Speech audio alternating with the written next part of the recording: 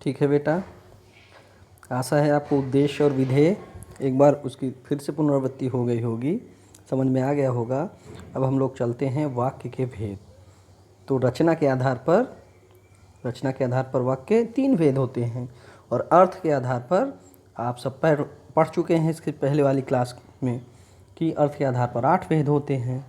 नकारात्मक वाक्य, प्रश्नवाचक वाक्य, संदेहवाचक वाक्य, संकेतवाचक वाक्य, इस तरह 8 वाक्य होते हैं। ठीक है, अब हम लोग रचना के आधार पर वाक्य के भेद देखेंगे जो कि 3 प्रकार के होते हैं।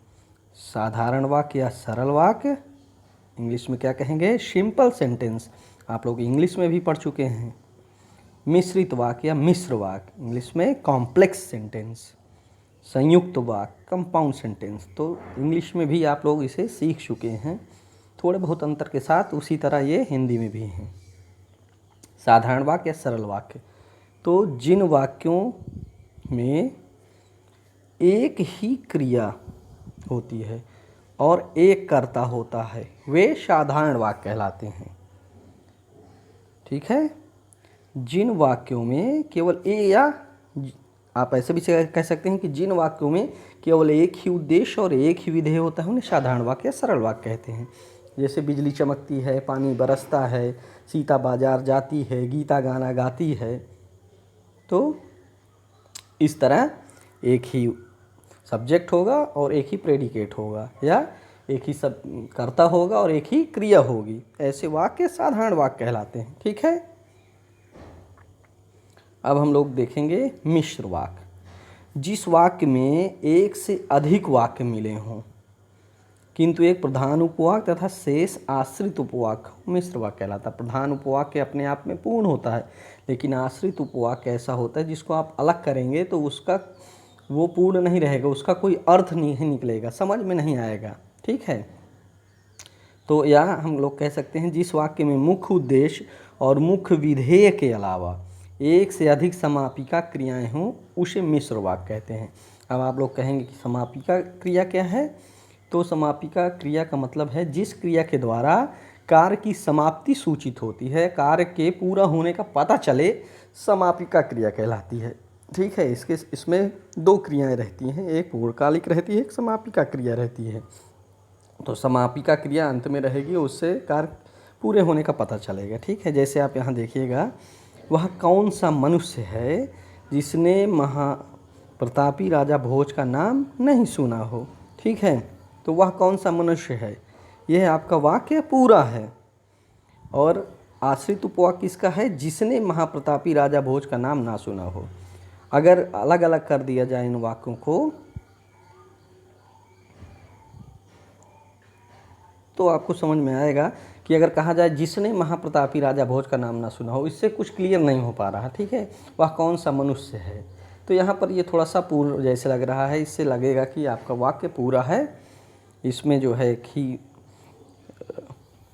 ही तरह से जो है इनको आप समझ सकते हैं कि आश्रित उपवाक्य और मुख्य उपवाक्य, इसके विषय में जो है आगे भी देखते हैं।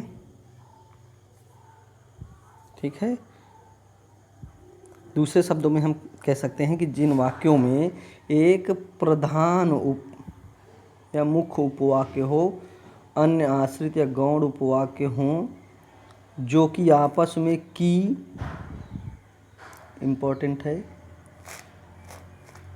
कि, जो, क्योंकि, जितना उतना, जैसा वैसा, जब तब, जहाँ वहाँ, जिधर उधर आदि, तो, यद्यपि, तथापि आदि से मिले हों उन्हें मिश्र वाक्य कहते हैं। ठीक है, इनमें एक मुख्य उद्देश्य और मुख्य विधेय के अलावा एक से अधिक समापिका क्रियाएं होती हैं।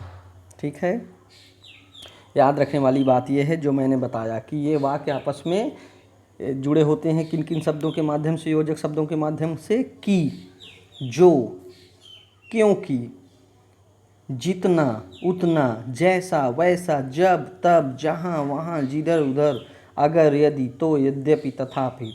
ज़्यादातर मिश्र वाक्यों में क्या होता है कि 2 युग्म के रूप में योजक शब्द आते हैं। जैसे जैसा करेगा वैसा भरेगा, जब यहाँ आया तब वह नहीं था, तब वह चला गया, जहाँ चाह वहाँ राह, इस तरह जो है ज़्यादातर युग्म में आते हैं, जोड़े में आते हैं योजक शब्द। पहचान बहुत सरल है, थोड़ा सा ध्यान देंगे एकदम समझ में आ जाएगा। अब देखिएगा, जैसे मैं जानता हूँ कि तुम्हारे अक्षर अच्छे नहीं बनते, ठीक है। मैं जानता हूँ और कि तुम्हारे अक्षर अच्छे नहीं बनते, ये देखिए आपने देखा कि ये वाक्य जो है की से जुड़ा हुआ है, ठीक है। तो इसमें थोड़ा सा प्रैक्टिस की ज़रूरत है, अपने आप आ जाएगा ये। अब देखिए, जो लड़का कमरे में बैठा है वह मेरा भाई है। दो शब्द इसमें योजक शब्द आए हैं, ठीक है। जो, वह, ठीक है। यदि परिश्रम करोगे तो उत्तीर्ण हो जाओगे। तो इस तरह आप देखेंगे कि जोड़े में आ रहा है ये योजक शब्द जो है। ज़्यादातर मिश्र वाक्य में योजक शब्द की, क्योंकि, बात के अलावा जोड़े में आने लगता है। बहुत सारे शब्द ऐसे हैं। अच्छा, आगे देखते हैं। देखिएगा, गांधी जी ने कहा कि सदा सत्य बोलो, ठीक है। वह लड़की मिल गई जो मेले में खो गई थी, ठीक है। मैंने जैसा सुना वैसा ही निकला, जैसी करनी वैसी भरनी, ठीक है। इस तरह आप लोग देख रहे होंगे कि ज़्यादातर योजक शब्द युग्म में या जोड़े में आ रहा है, ठीक है। और एक और ध्यान देने वाली बात है, जितने भी जा से शुरू होने वाले योजक शब्द हैं, जिसने, जो, जैसा, जब, ये सब मिश्र वाक्य के अंतर्गत ही ज़्यादातर प्रयोग होते हैं, ठीक है।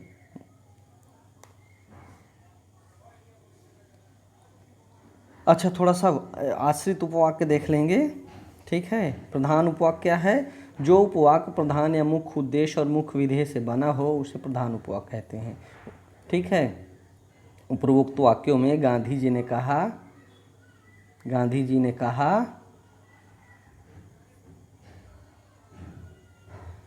ठीक है, गांधी जी ने कहा प्रधान उपवाक्य है जिसमें गांधी जी मुख्य उद्देश्य है, तो कहा मुख्य विधेय है।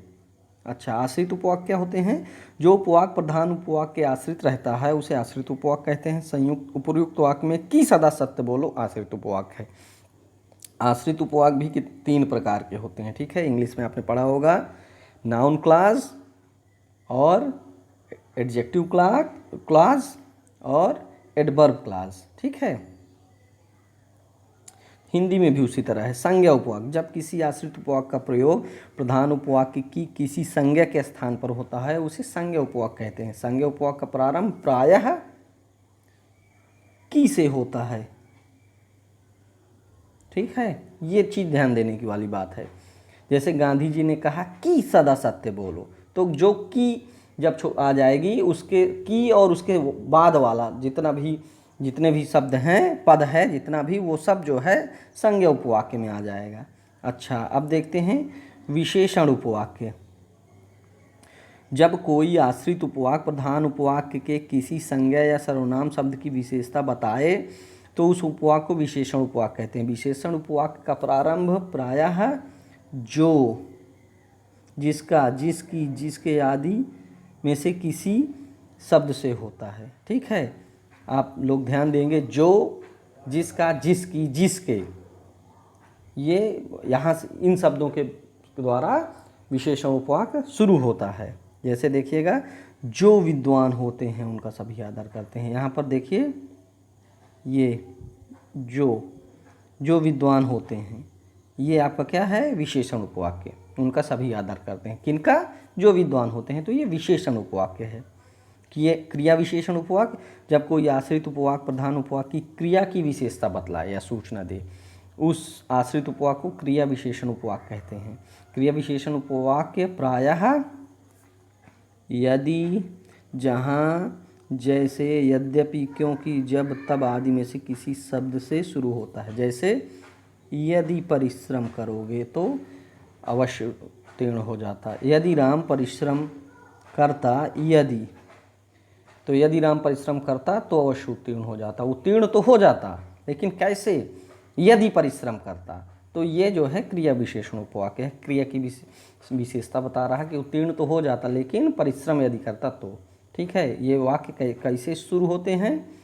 यदि, जहाँ, तहाँ, जब, तब। यही थोड़ा सा देखने की ज़रूरत है, थोड़ा सा इनको देखना पड़ेगा कि की से स्टार्ट होने वाले संज्ञा उपवाक्य, जो, जैसे, जिसने, इन सब से जो स्टार्ट होंगे वाक्य वो आपके विशेषण उपवाक्य, जो, जिसका, जिसकी, जिसके और क्रिया विशेषण उपवाक्य, यदि, जहाँ, जैसे, यद्यपि, क्योंकि, जब, तब आदि से प्रारंभ होंगे। ठीक है, आगे चलें। संयुक्त वाक्य, इंग्लिश में कंपाउंड सेंटेंस। ठीक है, जिस वाक्य में, ये भी बहुत सरल है। ठीक है, देखिएगा, जिस वाक्य में दो से अधिक उपवाक्य मिले हों परंतु सभी वाक्य प्रधान हों, ऐसे वाक्य को संयुक्त वाक्य कहते हैं। ठीक है, या फिर कह सकते हैं जिस वाक्य में साधारण अथवा मिश्र वाक्यों का मेल संयोजक अवयवों द्वारा होता है उसे संयुक्त वाक्य कहते हैं। ठीक है, कंजक्शन के द्वारा।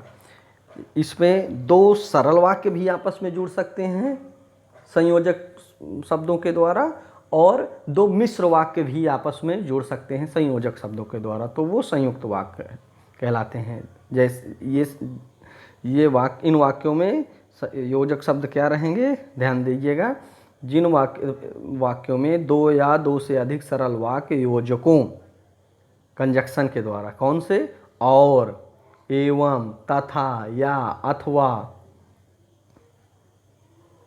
इसलिए, अतः, फिर भी, तो, नहीं तो, ठीक है, किंतु, परंतु, लेकिन, पर आदि से जुड़े हों उन्हें संयुक्त वाक्य कहते हैं। ये थोड़ा सा ध्यान देने वाली बात है।